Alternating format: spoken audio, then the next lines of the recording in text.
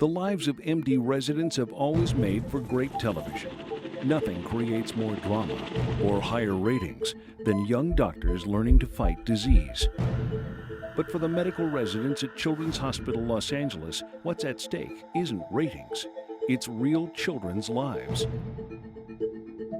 When people think of residency training, they often think of Grey's Anatomy, House, ER. But I feel like TV has no idea for how it really is. And, you know, you go to work, the sun's not shining, and when you go home, it's already dark again.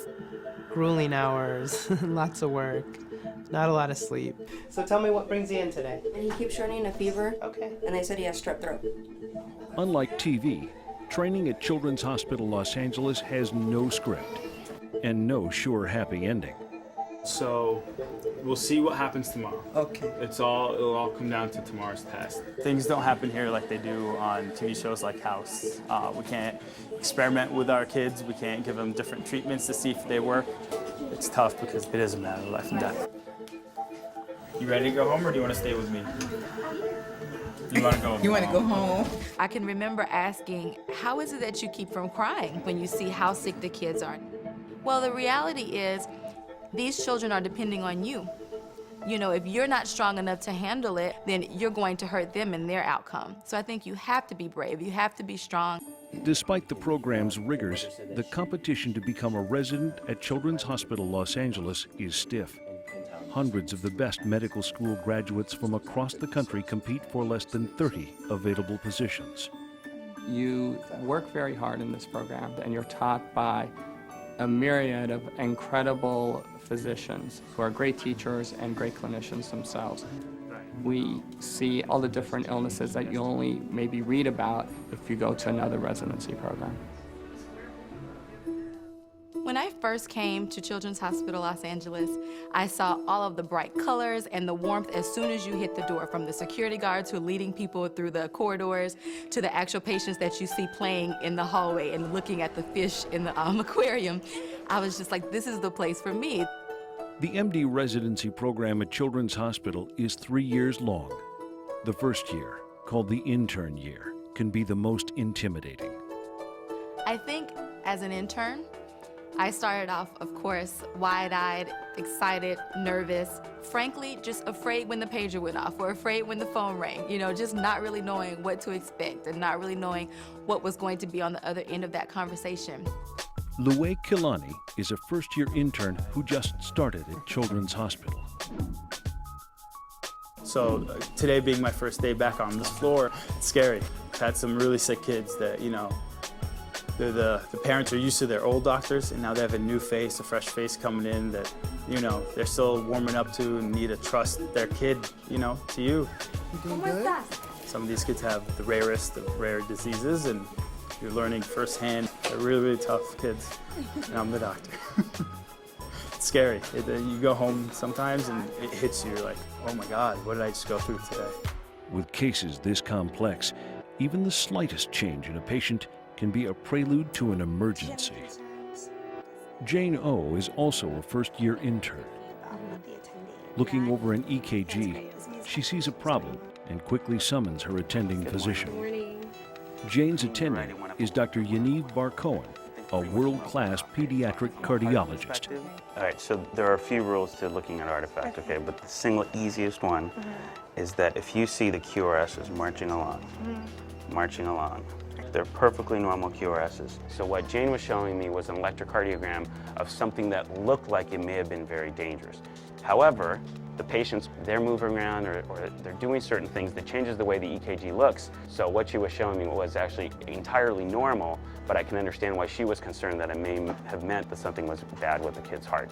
So I think based on everything I'm seeing here, I think there's a very good chance you'll be able to go home tomorrow, okay? Faisal Chawla is a second-year resident. His current rotation is in the emergency department, the ER. The emergency room here is the only level 1 trauma center for pediatrics here in Los Angeles. I think we see more than 50,000 patients a year.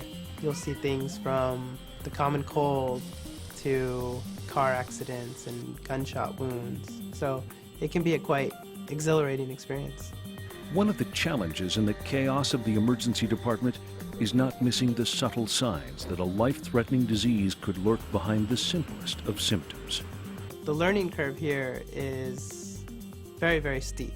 Slam over here, we'll take a look at his belly.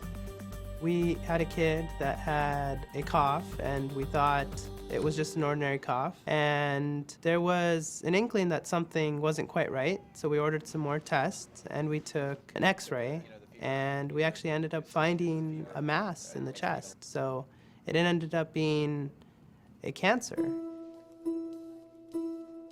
It's an amazing feeling knowing that you going in there and doing your job and taking a good history and doing a good physical exam, that you could stumble across the clue that is going to save a kid's life.